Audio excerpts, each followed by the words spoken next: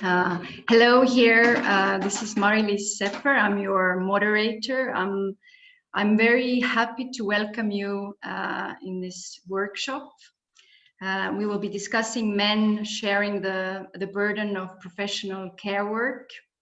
And we have a very interesting group of people presenting for you today. I'm sorry that we are starting late. We have had some technical issues.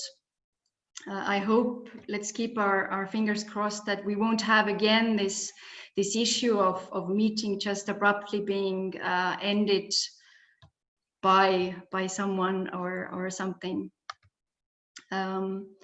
Before we come to the topic at hand, let me just tell you in 2 words how we will be proceeding today. We will be hearing 2 presentations that aim to give us some food for thought. And then we will get acquainted with 3 different inspiring actions.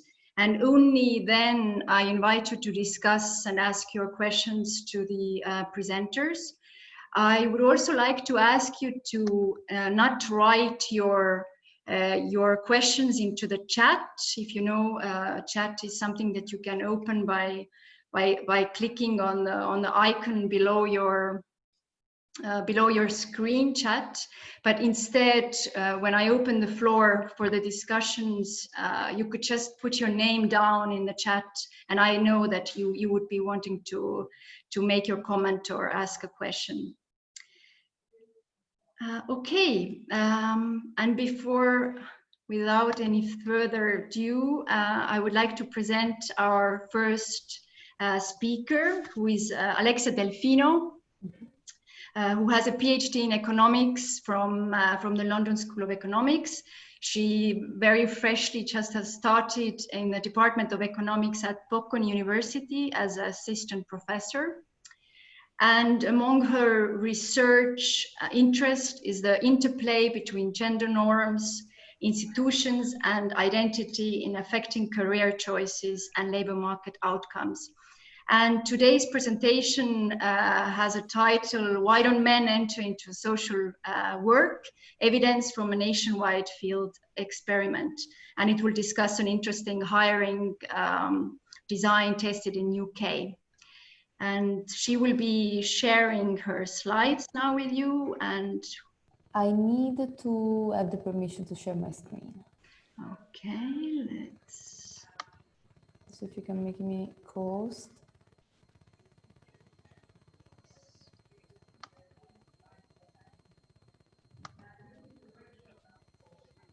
Okay. So you're a co-host now. Yeah. Do you see my screen? We do. Okay, perfect. Great. So thank you so much for having me here in this super interesting conference, and I look forward to discussing more with all of you this topic.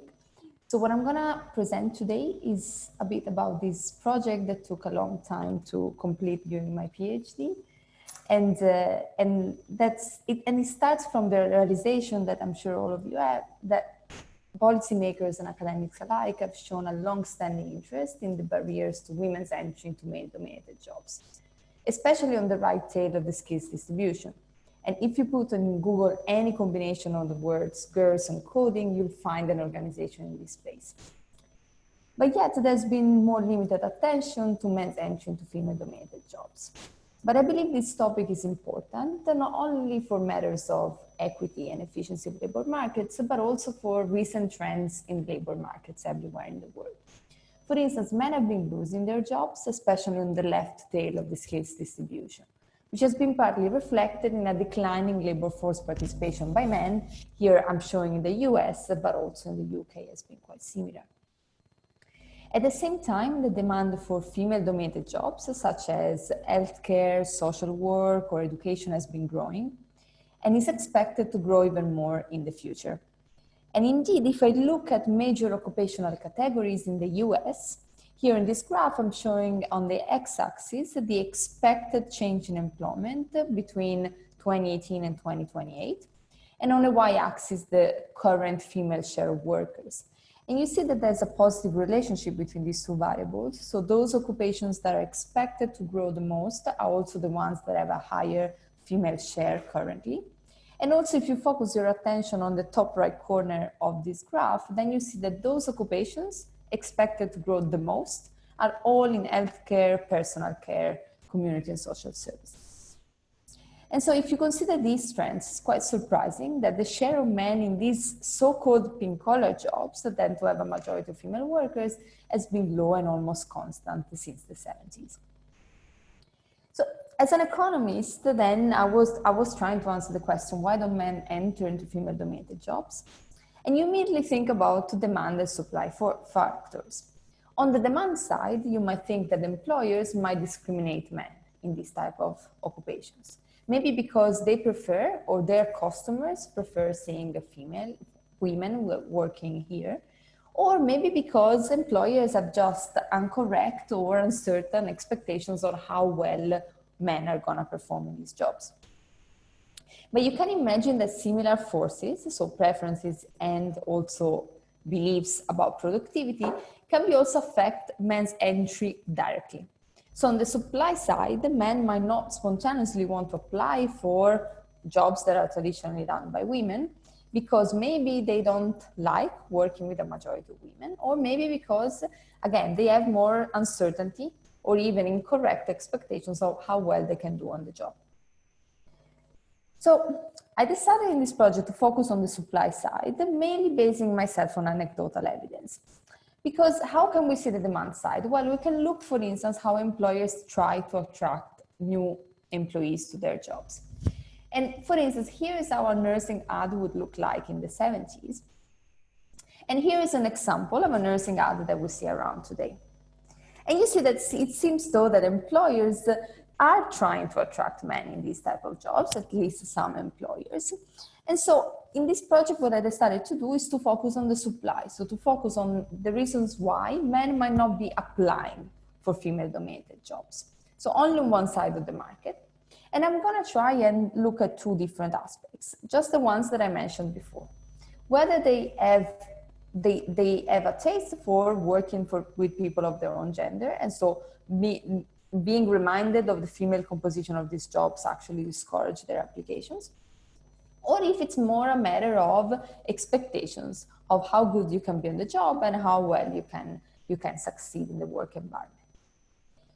The other thing that I'm gonna do is a question which I'm gonna be looking at is instead this other question, which is whether employers can actually hire more men, but without lowering the quality of their workforce.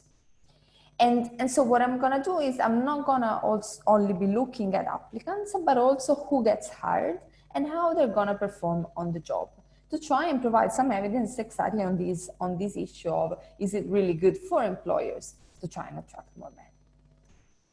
How I did it, and I'm gonna focus a bit of attention on the methodology, because I think also we can discuss more later. This can give us some ideas of potential future projects or things that we might want to inquire.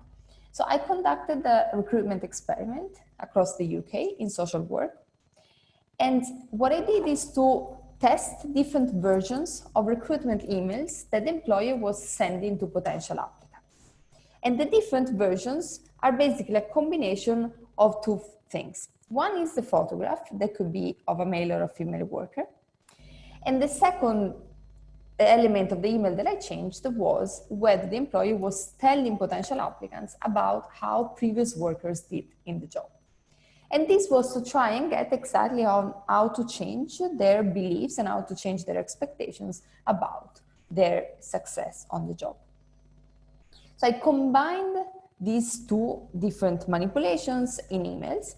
And so every email will contain a combination of a photograph and a certain statistic. This is going to become clear in a few slides. And then recipients, so people that are willing to apply for this job, receive randomly a different version of the email. So I'm able to say in this project which email has the highest impact on men's applications and why that's the case. So the type of methodology that I used is something which is called randomized control trial, which is also called field experiment in economics. in which the participants are randomly allocated to different treatments, usually a treatment which is under investigation or a control group. Just think about all the trials that are going on right now for a COVID vaccine. There are some people that are randomly assigned to receive the vaccine, some other people that are the control group and that are not. In my case, these treatments are the different versions of the emails. And this method is considered the gold standard among experimental methods because it allows you to make causal statements. So exactly to say whether it's the vaccine as compared to many other things that worked on the population of interest. And so the RCT in this project, what allows me to say? It allows me to say which email caused more men to apply, and also whether it was through this higher application that it changed the quality of the applicants and the new hires. So I'm going to compare the effect of the different emails on these two margins, the number of applications and the quality of the pool of applicants. But what I added to this usual methodology is also the collaboration with my partner organization, because this is one of the main UK employees in social work. For confidentiality reason, I cannot disclose the name. But really what we engaged in for 3 years was a process of co-generation, in which we tried to address both organizational challenges, and the organization what wanted to do was to increase gender diversity in a low-cost way. And also, on the other hand, we tried to ask questions which were relevant for policymakers and academics. So we tried to find a project that was a sort of win-win solution between my interests and their own. And also the design of the experiment came up as the result of reciprocal learning. Indeed, we didn't want, for instance, to surprise the applicants with a crazy new recruitment strategy. And therefore, we decided to use the emails in order to resemble common practices of the organization. We had no interference whatsoever as researchers on the hiring processes. So the applicants didn't know being part of a research project, and at the same time, the recruiters didn't know the treatment assignment of each applicant. And this was to avoid that an evaluator might be biased in judging the applicant according to the email that the applicant received. And so, because there's no interference, I can look at medium-term outcomes beyond applications, because I'm sure that there was nothing that was correlated with my treatment that could have been going on. So here is a stylized timeline of the overall project. So the only experimental part was at the very beginning at the recruitment stage. And then I follow the applicants over the hiring process, which is approximately 7 months long. Afterwards, I see who gets hired, and I look at their performance on the job for 24 months, for 2 years. And I will be able in the longer term to look also at retention, which is a huge problem in these type of sectors. So here's the experimental design, just to be clear on the treatments. So if Mary-Lise was one potential applicant, she would receive this email in her inbox, and there's some introduction about the organization. And then in this box, I summarize the 2 manipulations that I introduced. So on the left, there's a photograph of a current worker, and I randomly showed to people 2 possible photographs of a man or a woman. And the idea here is really that if a man sees a man in the photograph, he should think that there's a higher male share in the job and be more willing to apply if the gender composition of the job matters. On the right, instead, I provided some information of performance in the job in previous years. And what I did is to disclose the performance of 2 different cohorts. One in which almost everyone had an outstanding performance, and one in which only 2/3 of people had an outstanding performance. And this is to introduce a wedge in performance expectations between the two treatment groups. And so what do I find out of these 2 treatments? I'm going to first look at the effect of the photograph that I interpret again as a shock to perceived gender shares. And I find no effect of the photograph whatsoever. So if at all, men apply slightly more when they see a female photograph, but this is far from being statistically significant. What I do see instead is that men apply more when I give the information that people in the past didn't do that well, and compared to information that instead there was an outstanding performance. applicants. And applications is increased by 15%, which is quite substantial, considering also that the treatment was basically costless for the employer to implement. And so I interpret this as saying that, well, if you see that people in the past didn't do that well and you're talented, you know that you can have more of an impact in the job, and therefore your rewards to ability are going to be higher. So for the employer, this was good news because at least they could get more male applicants.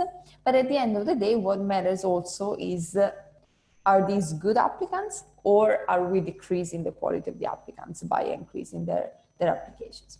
So again, I'm going to be comparing then these two treatments, the one in which I told people that people in the past didn't do that well with the other informational treatment. And I see that those men attracted to apply are better. They're better on observable characteristics. For instance, they're more likely to have had a first grade in university. Consequently, they get more job offers by the employer. And once they're on the job, they also perform better.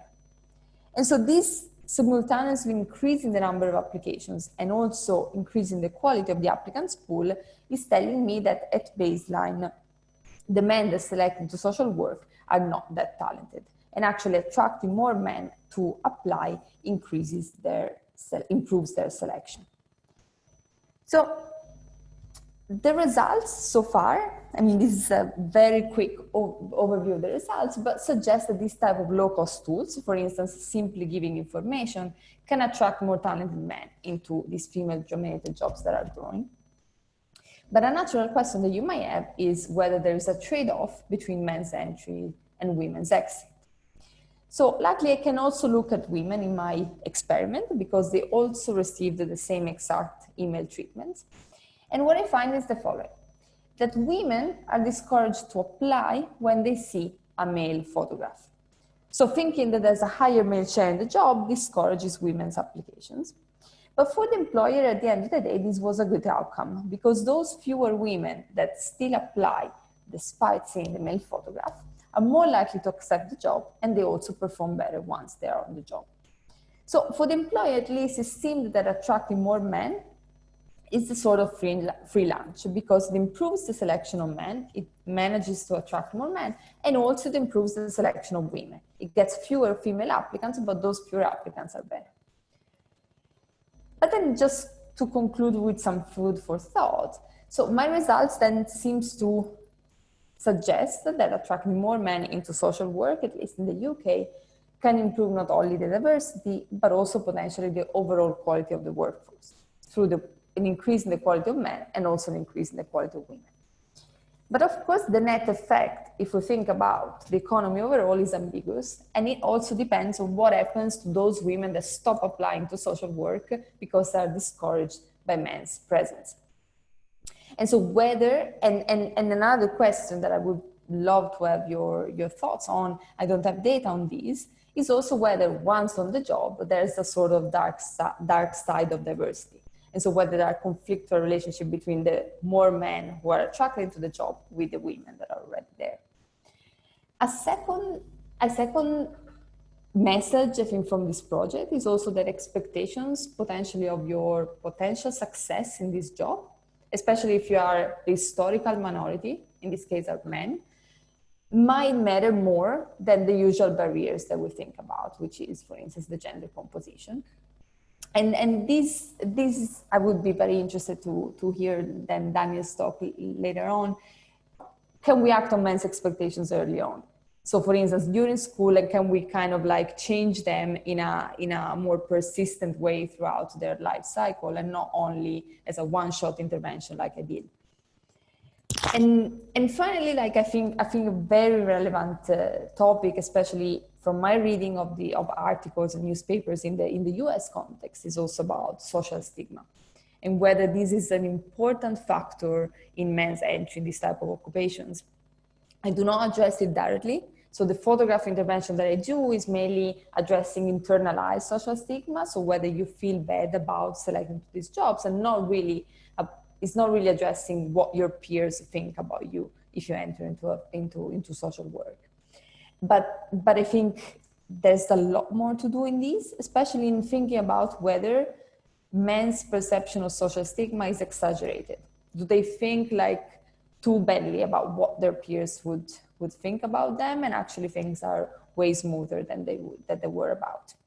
And also like a topic that came up a lot when I was working on this paper during my PhD is also whether men are worried about their marriage market prospects in selecting into these jobs. And this is something that I don't have like a clear opinion about, but a lot of people asked me about this when I was working on this project. So that's why I put it out there. Great, so thank you very much. And I look forward to continuing discussing. Thank you, Alexia. This is definitely food for thought there. I encourage you to hold on to your questions to Alexia. We will be having some time for discussions towards to the end. I will be now presenting our next presenter of Food for Thought.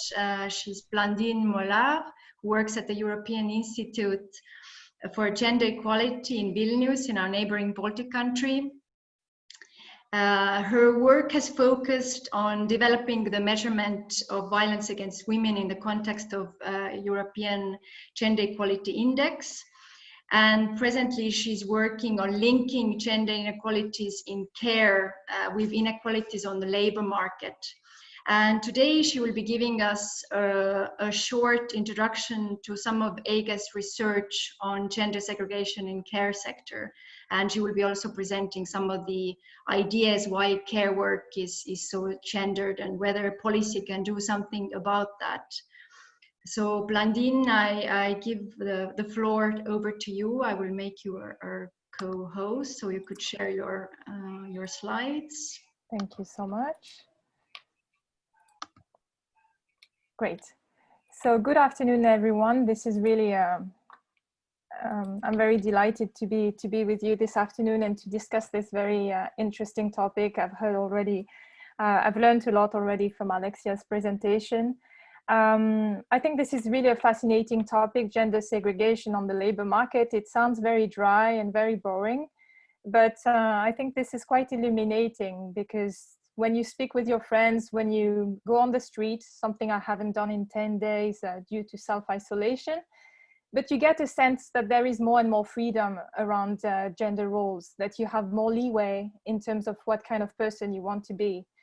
And then you look at labor markets and you look at the data in each professions, and you realize how persistent gender it can be as a structural factors, as a way to really sort out women and men in different professions. And then you realize how much of a long way we still have to go. So today I would like to give you a quick overview of some of the data that we have about where women and men are in caring professions in the EU. So I would like to show you for key care professions where women and men are working, and then spend a little bit of time on why is care so gendered and what is it still to this day considered as assigned to women, and then what kind of approaches can be taken to change this. So based on the methodology of the ILO on care jobs, I would like to focus on 4 main occupations of caring professions. So basically the personal care workers first, they are very different in size. Cleaners and helpers, and then health professions and education professionals. So looking more specifically at this international classification of occupations in details, those are exactly what I'm going to look at. So childcare workers, personal care workers, and different health professionals. This is just to show you that in health professionals, for example, it's not only human health, it's very, very broad. So basically, where do you find men and women in those professions in the EU? This is data from 2018 from the Labour Force Survey, a EU-wide survey. So from 2018, so the UK was still in the EU. So what do you see when you look at those 4 main professions? So for health professionals, you have 28% of men. Education workers, 27%. And then for those smaller professions, smaller workforce, cleaners and helpers, 16%. And personal care workers, 12%. So basically for the EU, for Europe, you have those, across those four main caring professions, you have really a situation where to different degrees, those are really female dominated. So then you can think, I know you're not all based in the EU, but maybe you can think of your own personal context and your circle of your social circles, and maybe you have slightly different experiences. So let's have a look maybe at one of the leading professions within those four, one that has been really in the spotlight at the moment recently. It's the human health. And looking at how men and women are distributed across the different EU countries. So basically you see a situation where for the EU at large, you have 24% of men working in human health in 2018.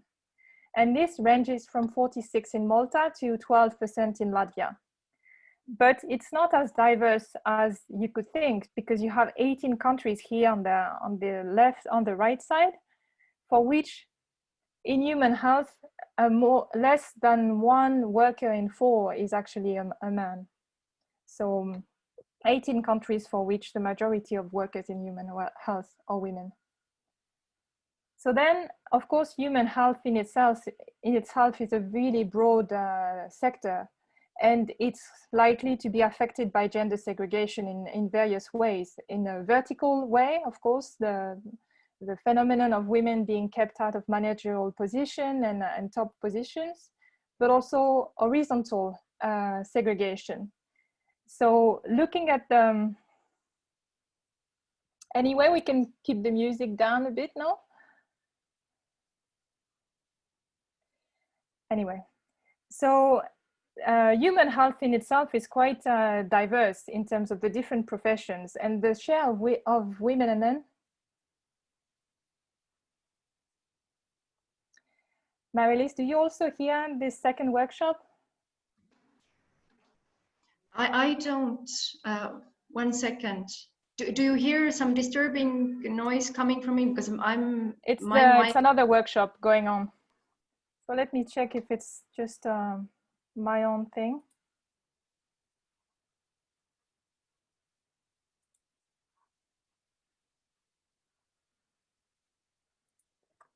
Sorry about that.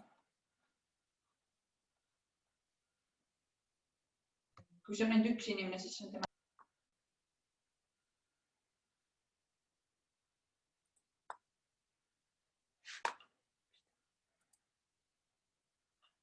Oh yeah, I see what this is, sorry.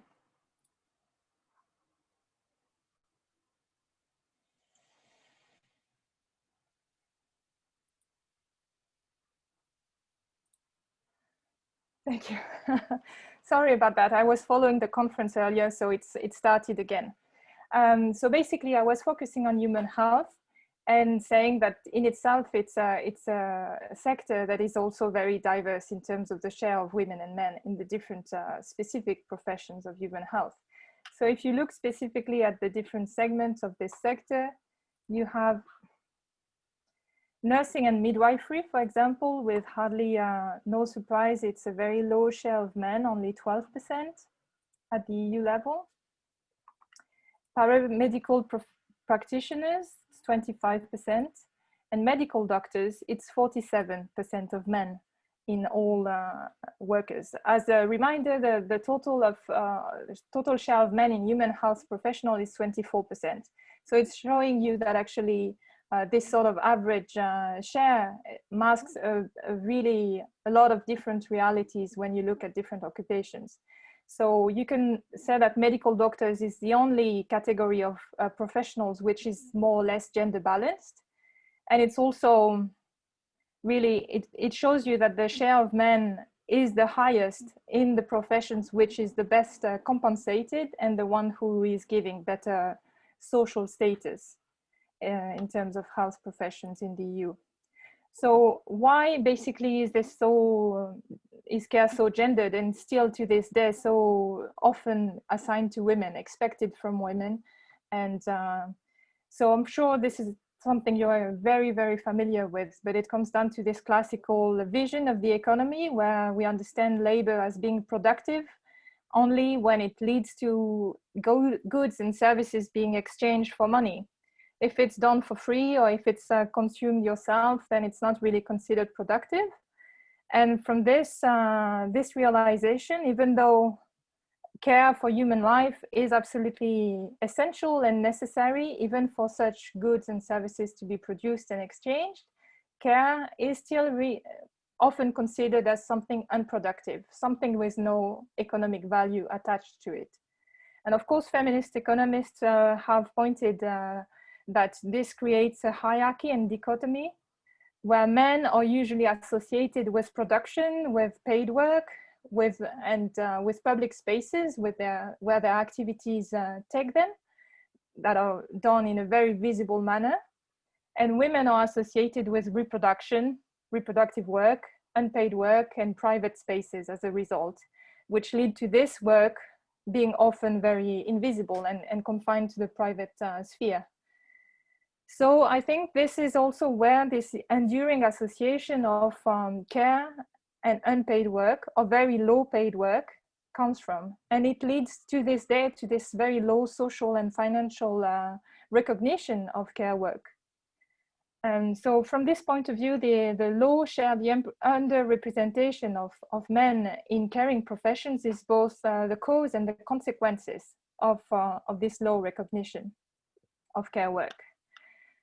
So building a bit on what Alexia was saying, why are men basically discouraged from choosing care profession as their life work? There are some gender norms around care. We know from research that there's a very early socialization of girls, pushing them to be thoughtful, to provide care for others, to think of the needs of others, and similar socialization of boys to feel entitled to receive such care from their family members, especially female relative. There is also this notion that those tasks are usually carried out for free, so they are not really considered as the marketable skills. There is also some gender norms around masculinity who play a very, very big role in that sense.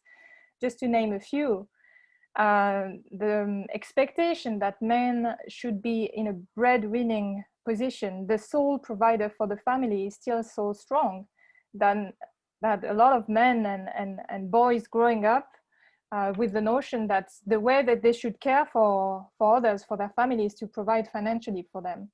And this is the sole, sometimes the main expectation of care.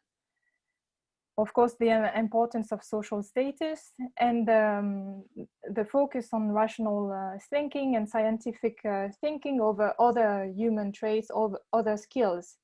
And I feel from this point of view, the cultural representations of caring professions is also very instrumental, because although most of them are really scientific in nature, if we talk about nursing, if we talk about medical professions, but it seems that what I can see is that the main representation culturally are really emphasizing the human, the relational dimension of this work, in terms of selflessness, nurturing dimension, thoughtfulness, rather than the scientific knowledge behind it.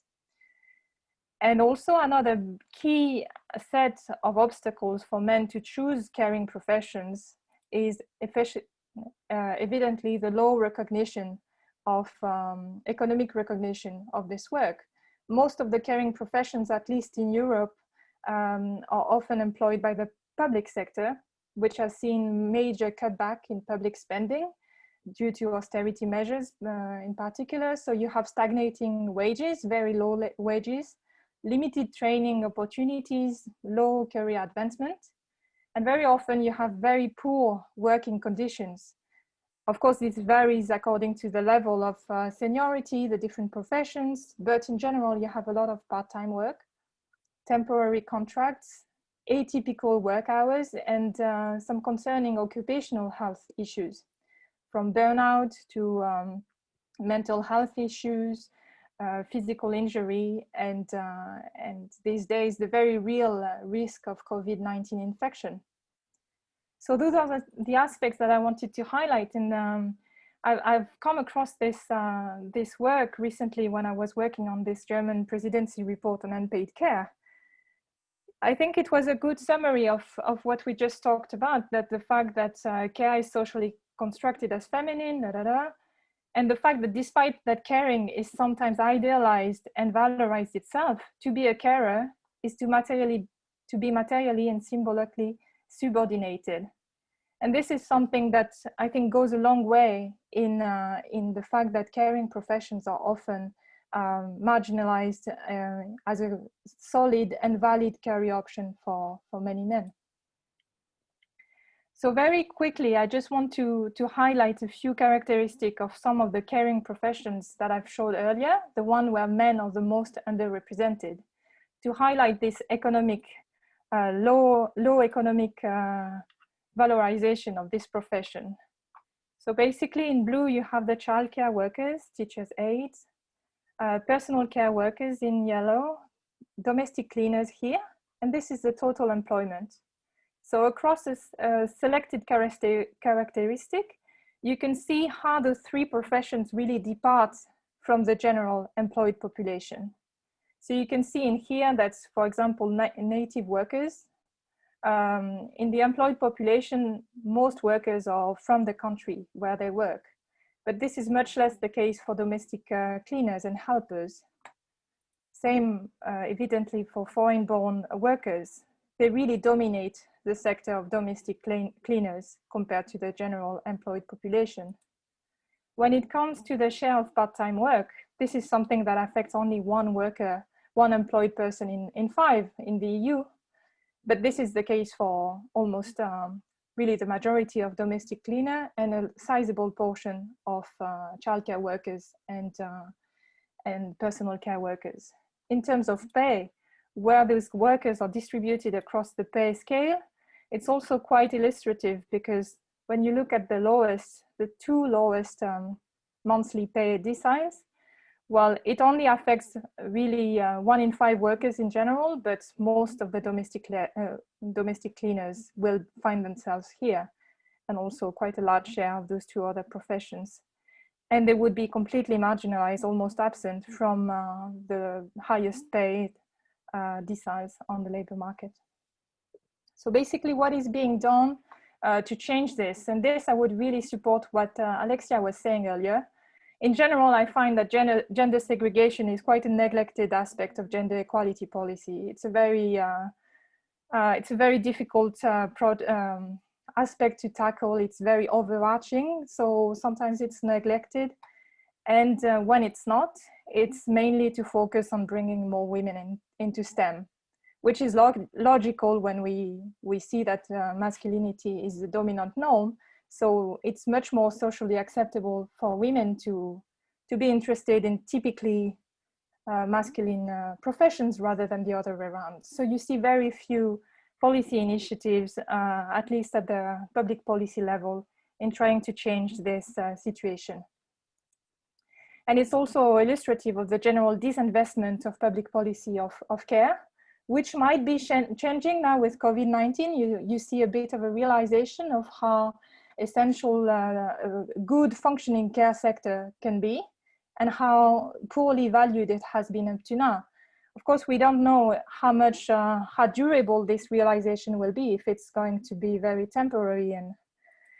But we have seen a few announcements lately of greater investment in care from Germany. The childcare sector, they have announced very, very substantial financial investment.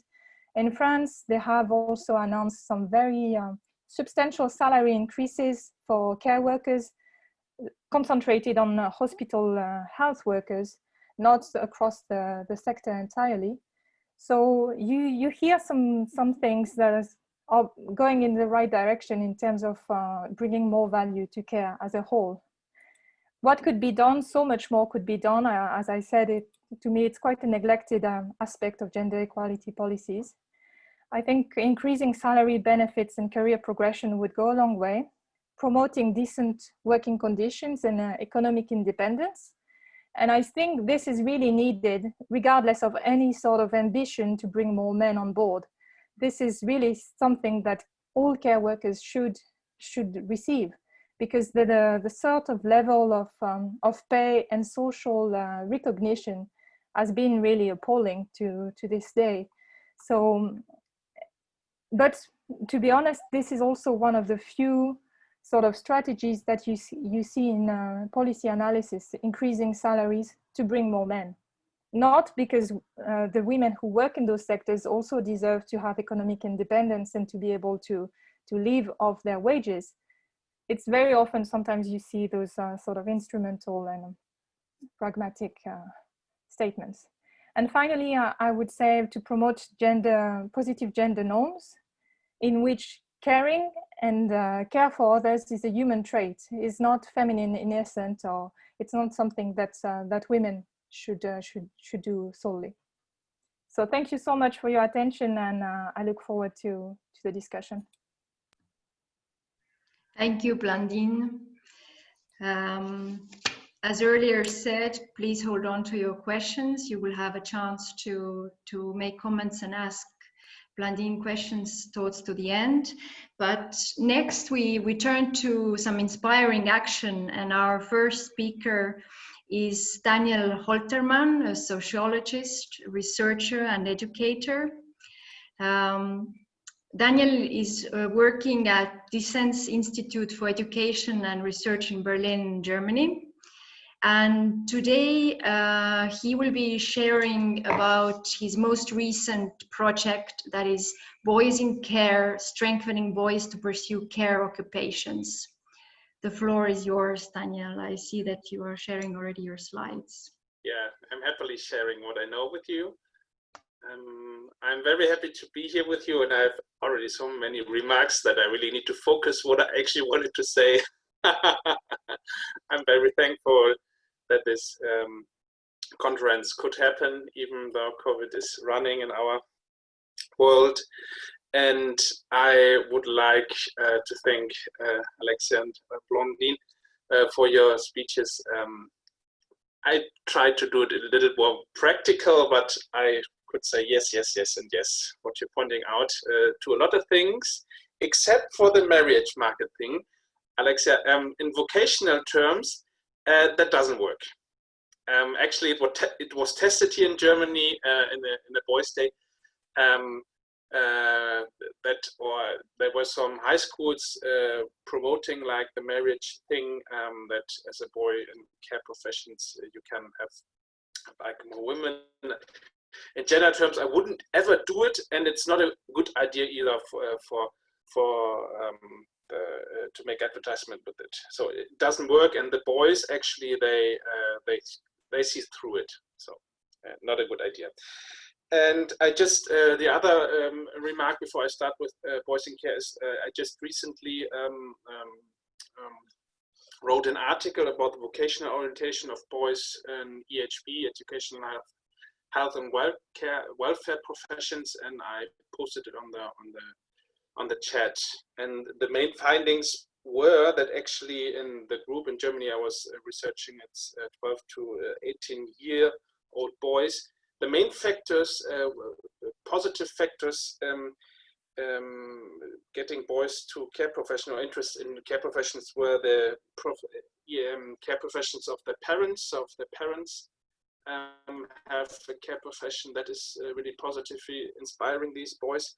And the mother's advice. So if they ask for guidance, the mothers are really helping. If they ask their fathers if they should do a care profession, usually they say no. So that's that doesn't work.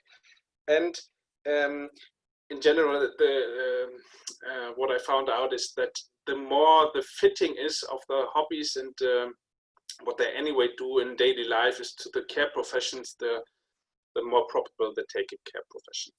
So, but that was a short excursus. I wanted to show you our project, which is called Boys in Care, Strengthening Boys to Pursue Care Professions. And I wanted to show you 3 things. If my slide works here and shows me the next slide. There we are. And the minutes I still have left is 3 things I wanted to point out is boys, the project layout, and the important topics you need to address when dressing boys and adults. It's funny as well when addressing boys and adults. I wanted to point out in the material we developed, because we really were thinking as well, like how can we deal with the underrepresentation of boys and men in care professions, and so we looked on the vocational orientation. The project had a duration from 2017 to 2019. We had like 6 partners in the whole of Europe, and DISSENS was the coordination. I need to say here that we are funded, and I'm happy that we were funded by the Rights, Equality and Citizenship Program of the European Union, and in Germany by the Federal Ministry of Family Affairs, Senior Citizens, Women and Youth. You saw from Franziska Giffey, which is the minister for that, and then also from the Federal Ministry of Labor, Social Affairs, Health and Consumer Protection, and the Federal Ministry of Education, Science and Research, where we already heard Rudolf Anschober as well. So these were actually giving us money that we could do the project. We had the 6 partners in 6 countries in Europe. We had DISSENS in Germany. We had Verein für Männer- und Geschlechterthemen in Austria. We had the Center of Women's Studies and Policies in Bulgaria, and we had Center for Equality Advancement in Lithuania, Instituto di Innocenti in Italy, and the Mirovny Institute in Slovenia. And I'm really happy that we have a European perspective on the topic, because in every country the situation of boys in care is really different. What was the project aiming at? We were trying to challenge the underrepresentation of men in professional care education, including healthcare, elderly care, early childhood education, and primary school teaching. And I'm happy that we already saw some figures of the underrepresentation. The second aim was developing, implementing, and disseminating tools for teachers and vocational counselors to be able to support boys in their atypical vocational choices. The age group we were focusing at was 12 to 18 years usually, like that were the boys, and yeah, we were trying to create a supportive environment so that if they have like an idea to take a care profession, to choose a care profession, that they can be supported. And of course, changing the cultural description of care work, as we had earlier before, it's already very early in the socialization that care is usually described as feminine, and boys don't care about care. What a sentence. And we were trying to foster caring masculinities. What did we do? We did a research of the state of the art of gender-sensitive vocational orientation. We wrote some reports on that too in the 6 countries and European-wide, and we developed and we're testing new education material. I will give you some examples later on what we developed, and we managed to train professionals, nearly 900 in the whole of Europe, mainly teachers and vocational counselors. So for gender-sensitive vocational orientation, you need like a little background information. We gave these methods and background information to the professional. And we heard already about the Boys' Day, which is a one-day concept, so that boys once a year can go to a care profession and look how the care professions run. And we have that in Austria and in Germany as well. And we try to establish this concept of one way of gender-sensitive orientation in the other European countries which we're cooperating. Now,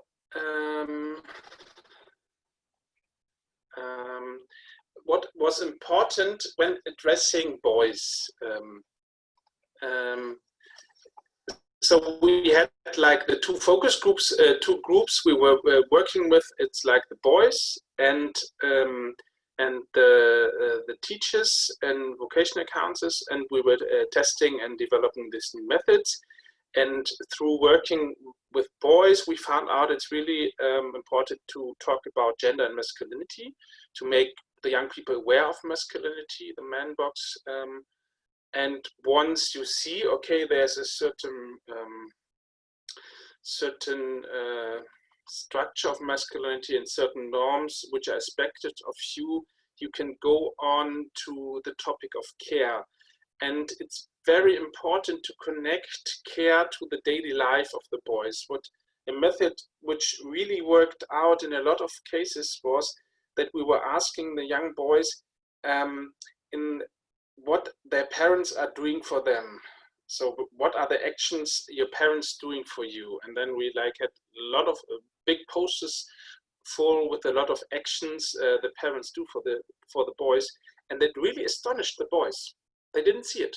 You know, as we heard it before, they took it for granted that care is always there. So, and this is crucial, making care visual, bringing it back and showing the importance of it. And usually a second question I would ask these boys was, what would happen if these people in hospitals who do care work would strike for a month?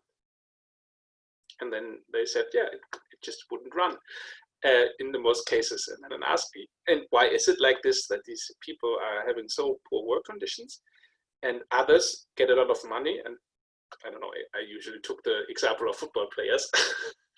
And out of this, you can really have a discussion about what is valued in our society. So I was trying to challenge the internal value hierarchy concerning care. So actually that care is a visual, and show the importance of care, because you always need care. You need to care for yourself, and you need to care for others, and you need to care, for example, in relationships. So it's a crucial human thing everybody needs. And of course, you need to address gender inequalities, and that's interesting. Diversifying the picture of care professions, because usually if it's, vocational orientation is based on pictures young people have, and these pictures are not connected to experiences usually. So if you choose a profession, I want to be an engineer, for example, then it's like, oh, I create, I don't know, space stations or whatever. And this is just a picture. There's usually not a lot around it. The same is like with care professions, for example, elderly care. It's the picture that you're only changing the diapers, and there's nothing else to it. And so this is really like important to show different pictures. Diversify the picture that it's the job in elderly care has a lot of challenges, and you have a lot of responsibility. That is always striking to me, that actually in care professions you have a lot of responsibility. Imagine, yeah, kindergarten educator working with 6 children or 8 children or 10 children. You know, they have the responsibility for these children. So making this visual to the young people was really crucial to what we did. And we did like the training with adults, and it's pretty much the same. You do their social construction. You need to address of gender and society and education, gender inequalities, caring masculinities, and the function and influences on vocational orientation. As we said, like this, the basis of choosing professions is laid very early. Gottfriedson speaks of an occupational map. Like you have a certain amount of jobs which are possible for me, for you, and that shrinks during the time.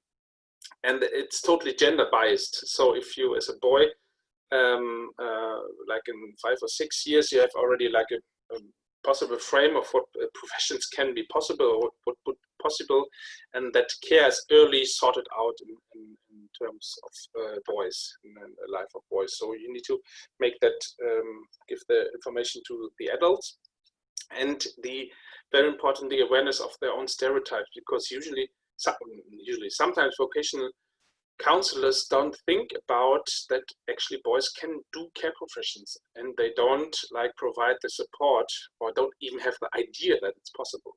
So make that a topic in the trainings was very, very important. And again, value picture of care, I said, and gender sensitive vocational orientation, so that if you counsel people, then have gender in mind too. What did we do? Like the material we developed, as I said earlier, we wrote wrote the report about the current state of gender-sensitive orientation for the 6 countries and Europe, or like a transnational report. We did videos with men employed in care professions, like working as role models. With a card set for strengthening voice in care professions, an online toolkit with educational methods. So if you work with boys or in counseling, there's a lot of methods for you. There's a training curriculum for a 3-day course and recommendation for strengthening voice to pursue care professions we did, and a manual for teachers. And of course, the usual homepage, Facebook and YouTube channels. And I want to show you an example of the card set. We had this question earlier on this conference as well. Well, it's like, I don't know, the age should be 12 to 14 or 15 you can use the cards with. And the question would then be, can't women take better care of small children than men? You know, that's the typical stereotype. And then one possible answer would be people who like to work with children can usually also take good care of them. This has nothing to do with gender. It is important that you feel competent and comfortable in your job. So that with this card set, you would try to address like the myth and try to diversify the picture. And this is the menu I was talking about. It's like 100 pages strong, and you can get it for free. And it's like the current situations, and a lot of things which are told are in there, and you can find methods and background information. And here as well, the video, it's like in 6-7 languages, some of the videos, which you can access freely. And now I thank you for your attention. And if you have any questions, I'm delighted to answer them later. Thank you, Daniel. This was very interesting, overview of your project. Next one in line for our inspiring action is Katarina Lindal Pettaya. She's a trained assistant nurse, pediatric nurse, and vocational teacher.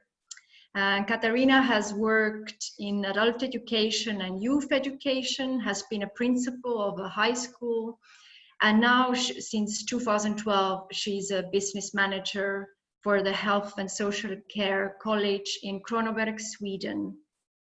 And she will be discussing changing gender norms, more precisely what Kronoberg Health College is doing, how they are attracting people, whom do they want to attract to the nurse programs, and how does this work? Katarina, would you like to share your slides?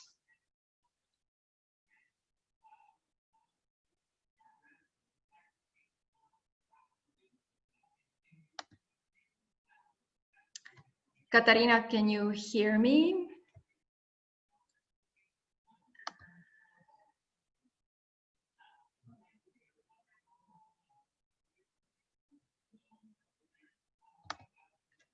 So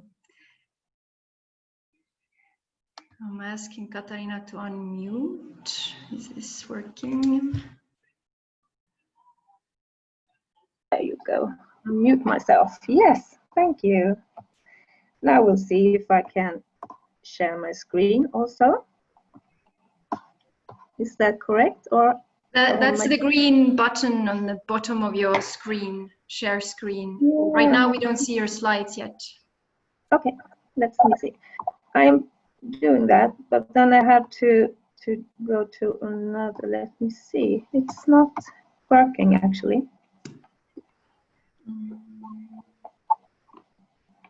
Maybe it's this one. I have to stop my video perhaps. We can see you now. Yes, but I can't. I'm sorry. I don't know how to do this. Okay, I would. If you see the green button, share screen, on the bottom of your screen. Yes. If you click on there. Yes. So it should give you a selection of what you would like to share, and it should have your slides as one option. Nope, actually don't. I'm sorry, I can't find that. It doesn't work. Okay. Actually. Then I will open your slides myself and share those. 1 second. But I had changed some slides, so maybe that's where it went. Do you want to still try? Yeah, but Can you check if you have your slides open in your computer? yeah, I do. Okay, and then just try again, share screen. Yeah. You are a co-host, so it should work. Yeah. Now my computer is fading out, so this is interesting. I'm so very sorry for the inconvenience. We can try that I share the earlier version of your slides, or we ask Blake to go forward, yes. And please. You will just try to, we'll try again in 15 minutes. Would that be all right with you? Thank you, I would like that. All right. I will then ask instead Blake K. Smith, the president of American Association for Men in Nursing. So we have a speaker also from the United States. We are very welcome. We are very happy to have you with us. Blake has a Master of Science in Nursing from the University of Alabama at Birmingham. Blake is an international thought leader in men's health and male inclusion in the nursing profession. He currently serves as the youngest president of the American Association for Men in Nursing in its 45-year history. Blake has led key issues in the nursing profession, identifying and advocating on social determinants of health for men, including toxic masculinity, human trafficking, the gender wage gap for his female colleagues. And today he will be sharing with us a bit about the caregiving history, the barriers that men face when considering nursing as a career option. Blake, go ahead, the floor is yours.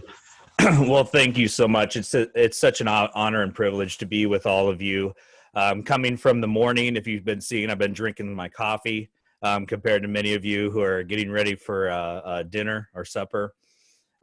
So I say, yeah, to Daniel's point, yes, yes, yes. I agree with everything that has been said. It's so cool to see the research that is going on an international level and how well in line it is from the research that I'm aware of in the United States around the same topic. So I'm not going to change so much what of my presentation, but I'm going to change the angle because I think what I can contribute to this conversation is that I'm a living case study of a male in a female profession.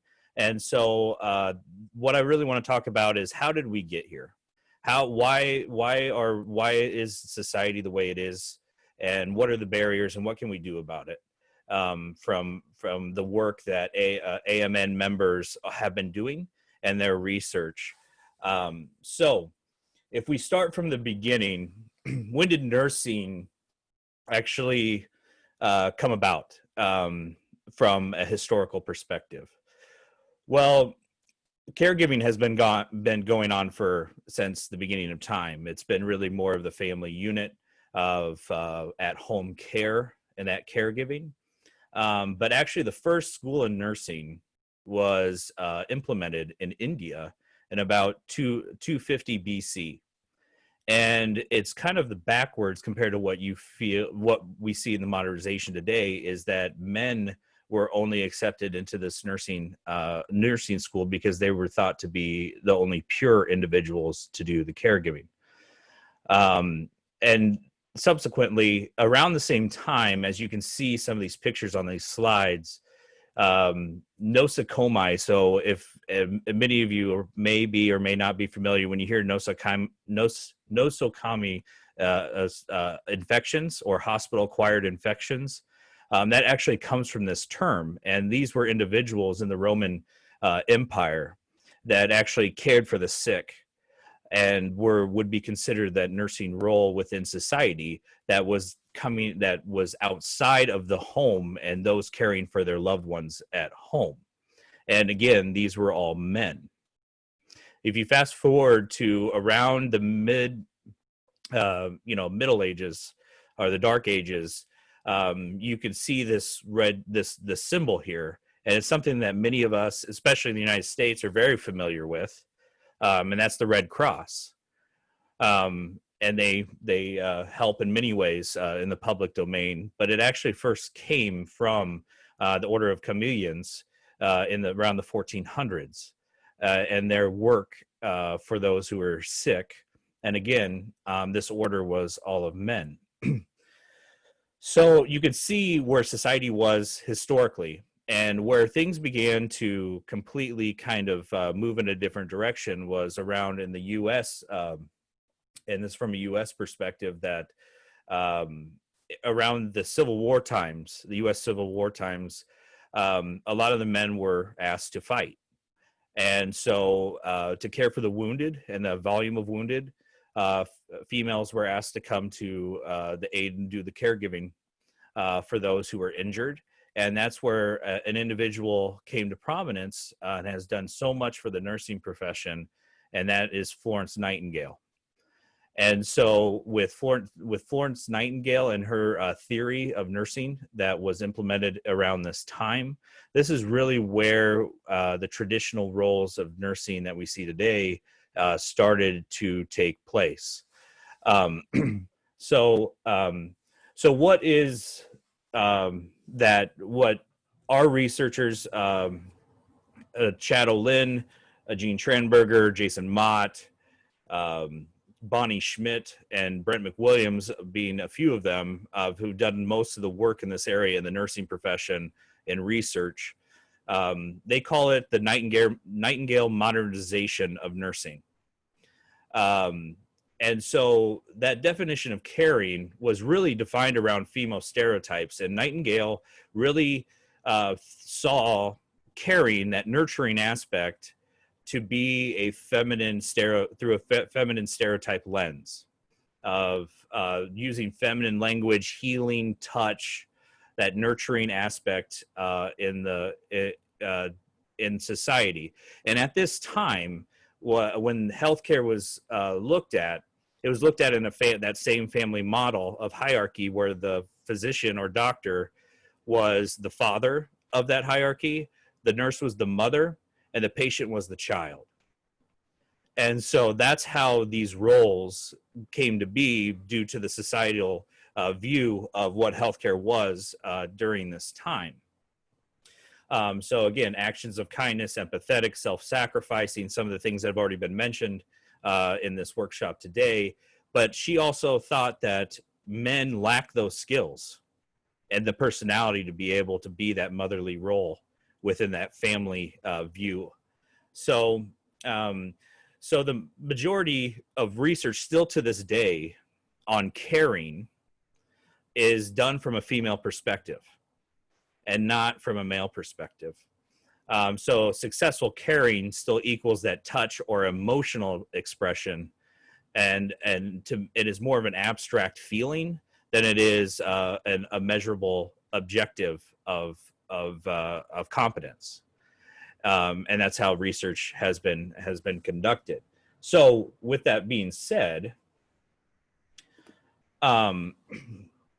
going into the definitions of what masculine and feminine is, and this is completely about the words themselves, not so much whether men or female, men or women are completely defined in these two categories.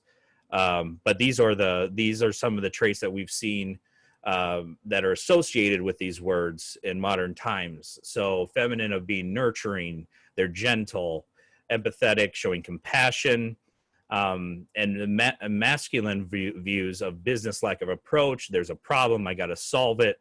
I'm a guardian, I'm a protector, accountability, and competence, technical competence.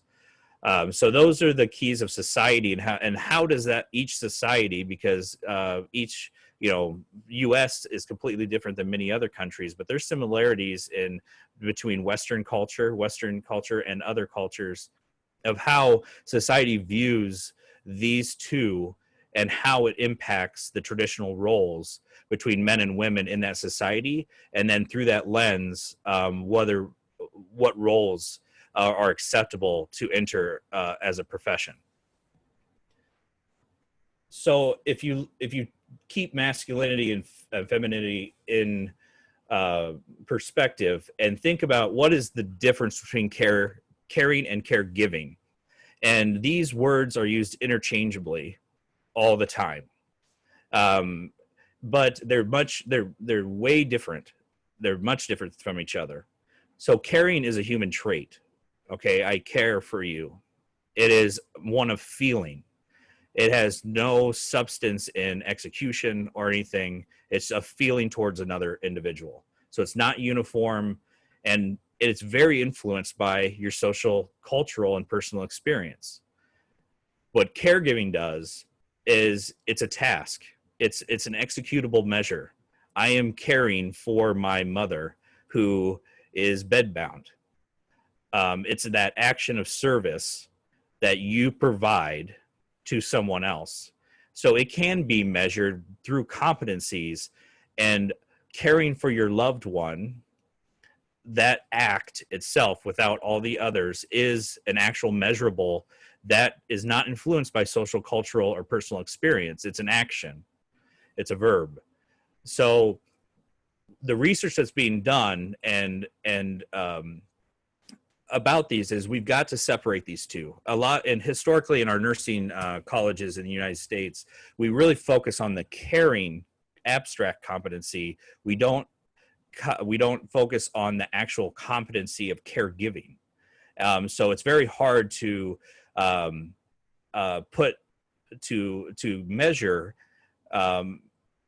others and a diverse group of individuals who care differently if you don't put it into a measurable. So it's very hard for underrepresented groups or social minorities who may not fit this female femininity traditional role of that touchy-feely role to be successful in nursing school, because though they are really good at caregiving, they may care through a different lens. So now that we know the difference between the two, that is what's led from our view, and especially in the United States, to an ongoing barrier to the nursing profession.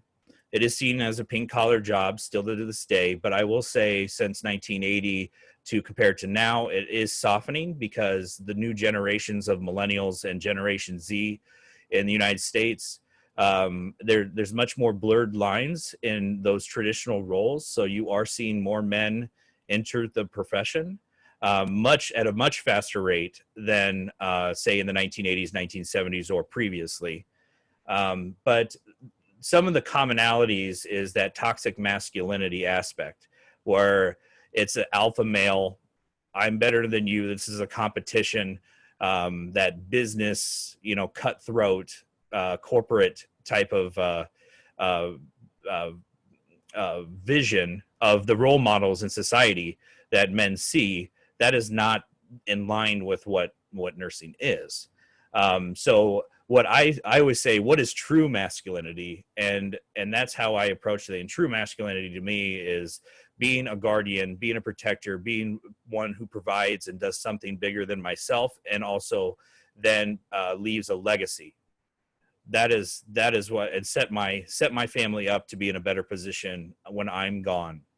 That is what I think what true masculinity is, and is much more beneficial than this alpha male toxic competition that has been going on for some time. And one example of that is I don't know if many of you have, maybe all of you have seen Meet the Parents with Ben Stiller and Robert De Niro. It's what we call the Focker Factor. And it's a real play on words, and it's not, really scientific in nature. But at the same time, if you watch that movie, it's not just Ben Stiller's role in how he acts as a male nurse. It's how is he seen by his father-in-law, his future father-in-law, and the role he plays in society.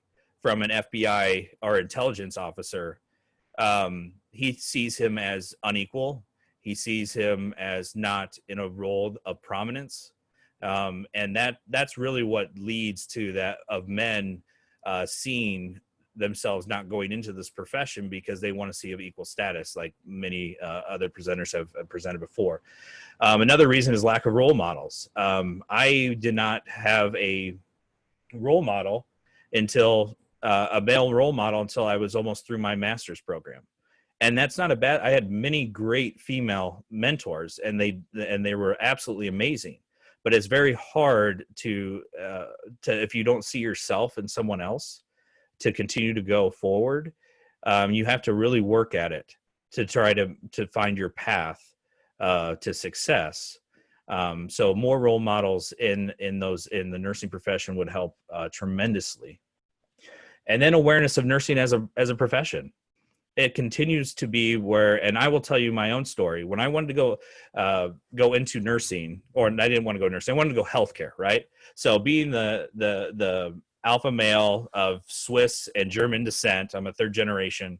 You could kind of understand when my ancestors came over to America, what that late 1800s, early 1900s set up for my family structure of thought process.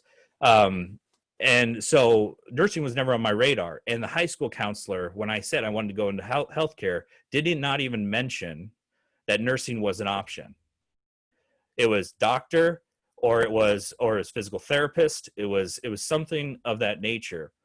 So I decided I wanted to be an orthopedic surgeon because how cool is an orthopedic surgeon?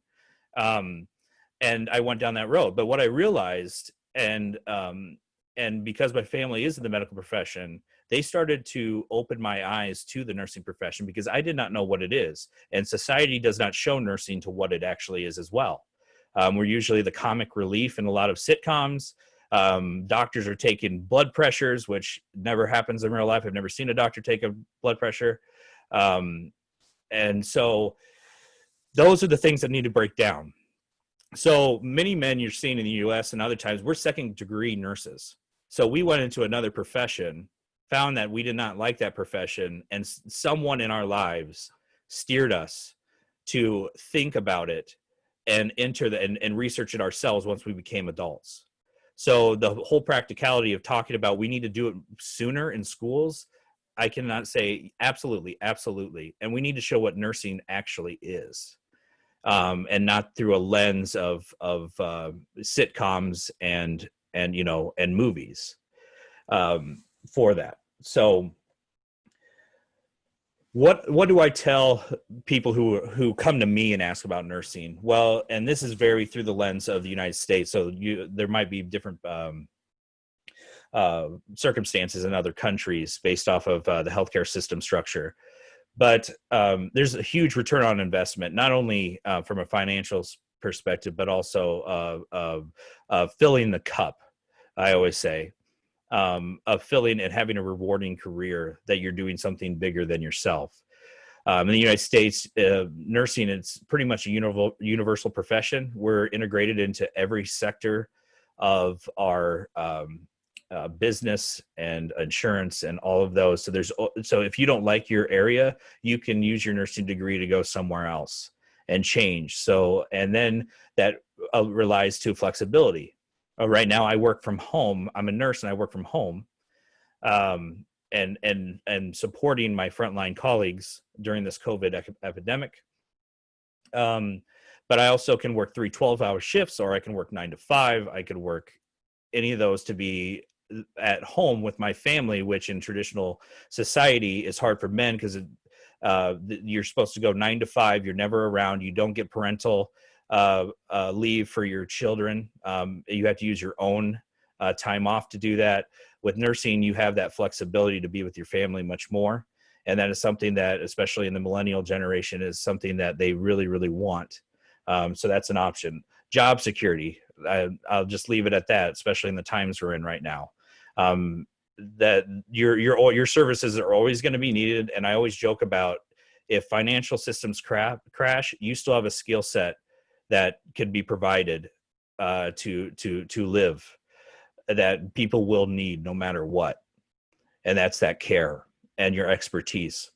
Self-satisfaction I already talked about, and that meaningfulness of doing something bigger than yourself. So really what for AMN specifically, we do a lot of things, and I would love to, now I've heard these panelists, I would love to talk further and even create even better relationships with all of you, because AMN really, we say American Association for Men in Nursing, not of men in nursing. And that's because we represent the male unique perspective that is one of many to have an overall encompassing diverse thought process to solve complex solutions to complex problems. And with men in the United States being 50% of the population compared to only about 12%, which is very similar to the EU, you need men at the table to bring men to the healthcare system. Men die at a higher rate, a younger rate. They don't access healthcare because their body's like a car, and if it ain't broke, don't fix it.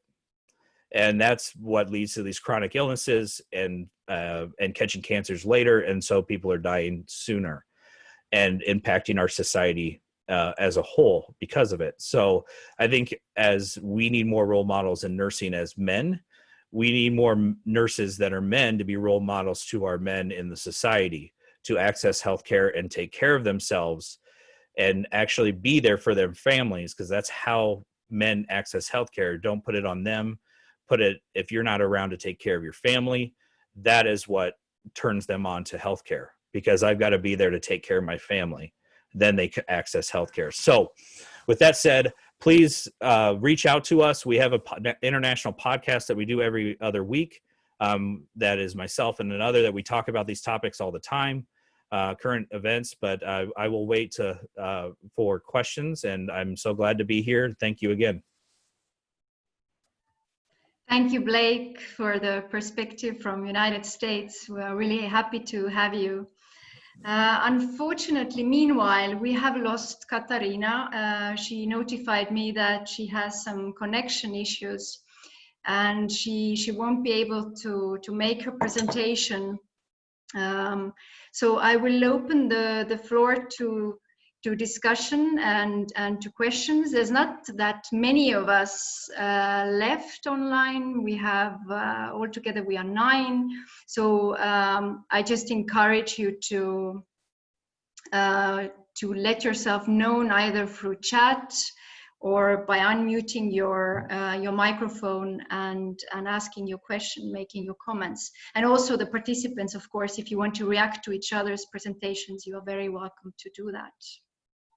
So please, do we have our first comment or question?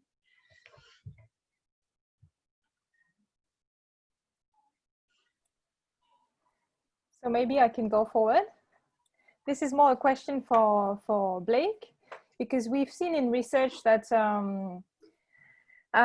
despite the fact that men are often a minority in some caring professions, they actually sometimes do very well in those professions financially, in terms of career. There's even a phrase for it. I think it's glass escalator or elevator, to show how fast the careers can be in health for men. And I was wondering if you have observed that also, and if it's something that you observe in your daily reality of men in nursing in the US. Of course, I mean, that's for you, but any other one can jump in. Yeah, I'm so glad you asked that question, because it is true. So if you take, and that's where AMN is such a proponent on gender wage gap, because when you look at it at a 30,000-foot view of the difference between pay, there is a discrepancy, even though we make 12% of the profession. And so we are working to find solutions to a very complex issue, because when you look at, say, the glass elevator and look where the majority of men are and where and then an 83% female population where they're at, because we're so small, it's hard to compare 12% to 83% to begin with. But then men tend to trend because of society to those higher risk management positions. Like my story, I went from med surg, but then I went within 6 months, went to ICU. I was the charge nurse for the ICU and ran the code team. And then from there, I went into management. And because of that scale, the pay scales, they go up and up and up. So to compare the gender wage gap, you really have to look like for like and start there. But I will also say that there's many other factors, such as I only got 2 weeks for my parental leave. With my wife, she gets 3 months, and there's a difference in pay there when that happens in the U.S. structure. So you have to take into account that variable. If you look at it just as a single number of men get paid this, women get paid this, but there still is a significant difference when you compare like to like. And that's where we really need to focus. And then we also need to continue to empower women to continue to go up the scale in those leadership roles within the nursing profession, which they are very prevalent because they make up 83% of our profession.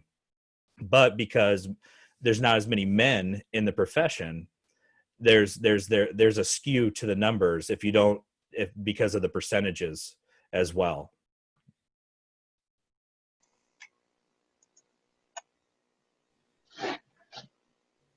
Hi, can I ask a question or make a comment? Yeah. I know there's only a few of us left, but it was such an interesting discussion. And I think when I was talking to my colleagues about my presentation this morning, they said, oh, but you must include paid care work. And I said, actually, I've got enough already, but it's really, really key and it's often ignored.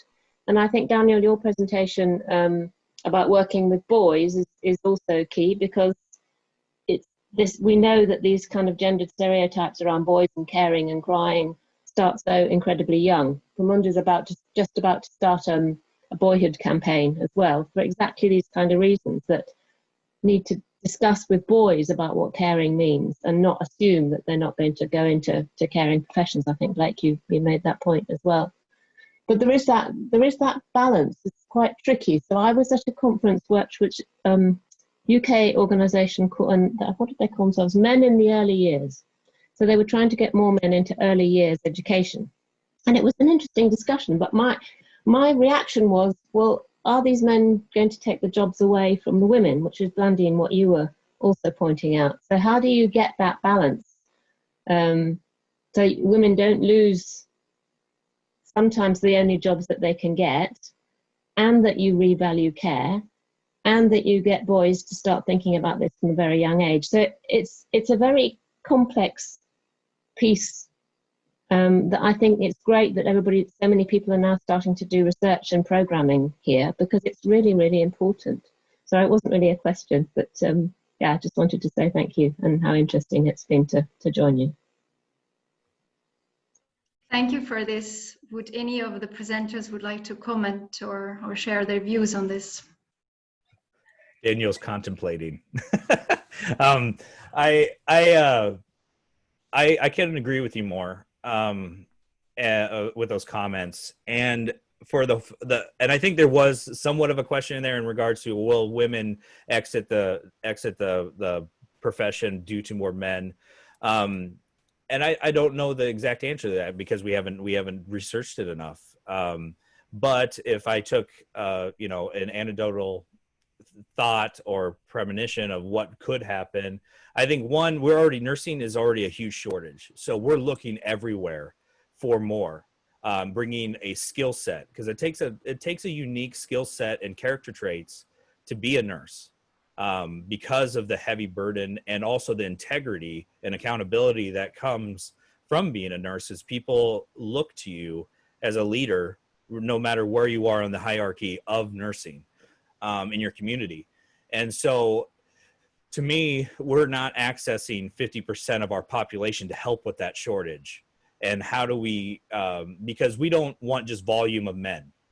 We want the best of the best of all of our genders, races, everything. That is what nursing needs to be. We can't water it down, but we need to tap untapped potential in those that have the skill sets. So I don't believe it would impact like taking jobs away from females. But at the same time, we need to be conscious especially as a male organization, that in society, I'm the majority. I have white privilege. I will say it over and over and over again.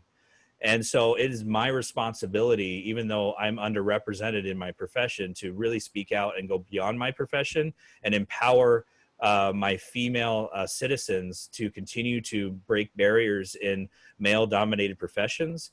And you can see that in medical worker and medicine, and where they've done a really good job over time. It's taken way too long, but it's happened. And so we need to take examples and learn from medicine and try to do the same thing for nursing. So because having more female physicians in the medical field has been the best thing ever for medicine. And so we need more men to be in the nursing profession so we can round out that team to take care of our communities. Yeah, if I can add to this, I mean, I couldn't agree more with what Blake is saying. And I really think I think the discussion should be more focused on the problem of talent allocation more than the kind of just there are female jobs, there are male jobs, and let's try to move the genders. It's really like, I think, a matching problem. And you want the talented men that are not going into nurse, but there are potential great nurses to go there, as you want those women that actually are in nursing because it's a default job for women, but they would be great engineers to go into engineering. And I think it's a matter of like, let's try and remove the frictions that are hindering this optimal matching between talent and jobs, like norms or like stereotypes, and try to get the best of like the best engineers, no matter the gender, to engineering, the best nurses, no matter the gender, to nursing.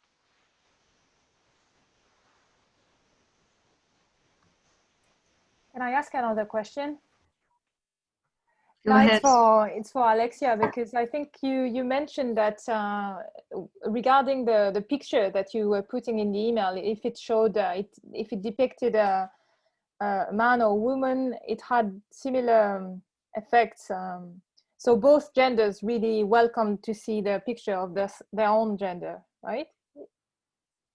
Yes, so men do not react. Okay. Women do react.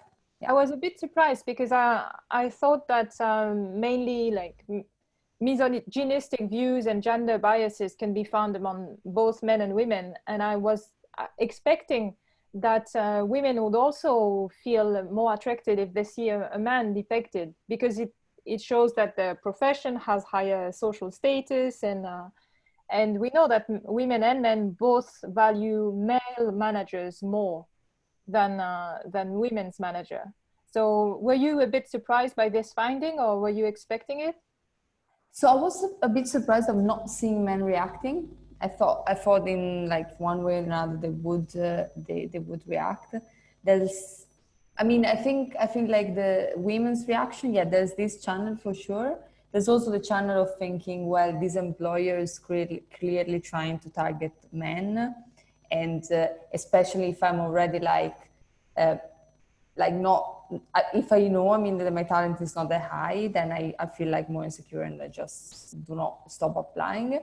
So and that's the channel that seems to be going on. So I think that exactly. So what's the meaning of a photograph? It's very hard to say. I think that this treatment was meant to mimic something that we see a lot in the real world. I mean, I've seen, living in London for so many years, I saw so many like nursing ads in the tube that were clearly targeting men in some way, and so that was the idea of saying like, okay, if these photos have an effect, yeah, let's see that and why. And I think it's quite interesting to see that the gender that they're meant to target doesn't react to that, but the other gender in a way reacts, and that they still get an effect and somehow on the applications.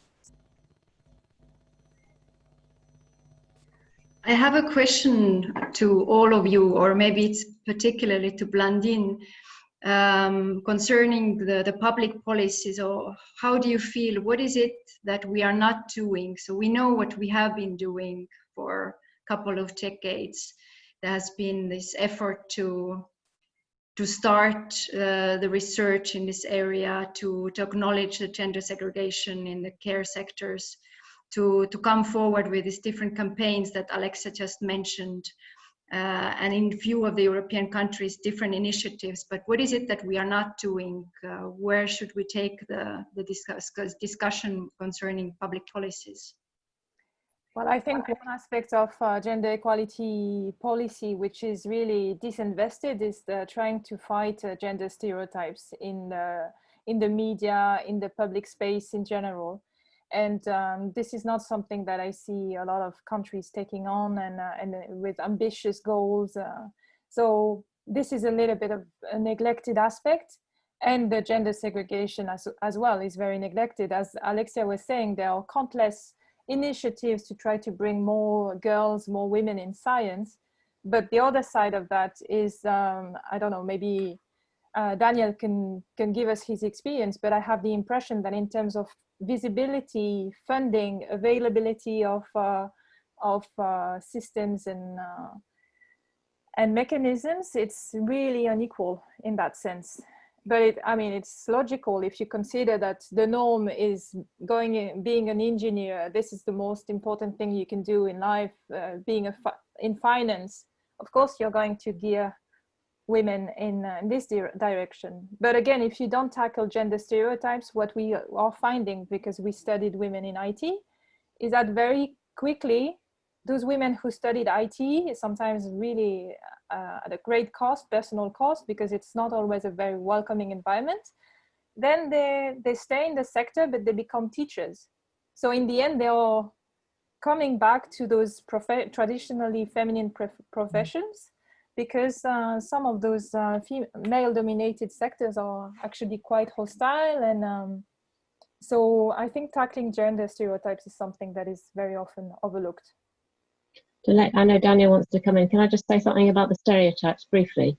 And that is that there are campaigns. So I don't know if you saw the Gillette ad, which was portraying men in a very different way. And they got a huge backlash.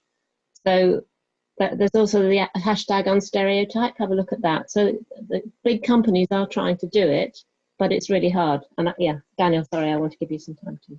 Yeah, thank you. What I had in mind is like a different approach. Usually policy works if you put pressure on policy and say there's something which needs to be changed. In Germany, I have a good example, like, I don't know, it was 5 or 4 years ago, when a male nurse was addressing our Chancellor Angela Merkel in a discussion and saying, Angela Merkel, you promised the last 6-7 years to improve the conditions for nursing and care, and nothing happens. Nothing happened. And actually this addressing directly the Chancellor really changed something in the perspective of the view of nursing in Germany, that actually the official the politicians and the ministries, they are now like making advertisement campaigns. So something changed in the value. And somehow I have the thesis that we somehow need to empower people working in care professions, that they acknowledge their value and bring their value to the politicians and to the world. Because my thesis is that if you're in a care profession, you usually care for other people, but you don't care so much or give yourself so much value. Perhaps that would be a good point to really say to the nurses and people and that go on strike, then nothing would work. It's really like, take yourself important. And this is usually said, being feminine is too, like I'm putting myself under the others. And now somehow we need to empower people working in care professions to show their importance. And then things, I think, will change. And I think that's a great point, Daniel. And what we've always prided ourselves in is that we're the most trusted profession by Forbes year after year after year. And some of the committees I sit on that are trying to look for the next 10 years of what our strategies are in our profession overall, I go, great, we're trusted. What are we doing with it? And it's trusting is a qualitative measure. I trust you. I go, value is is a measurable, a quantitative measure of return on investment, which impacts length of stay, readmissions. If you're at the table, you know, Warren Buffett says, you know, that pay is, you know, oh, I forget that, but value is what you get. Pay is, you know, the product is what you pay, or money is what you pay. The value is what you get from what you pay. And so we need to take that trust and leverage it to inspire our value, which unfortunately has taken one of these this event for nursing to come to the forefront of how essential to our overall structure of society is.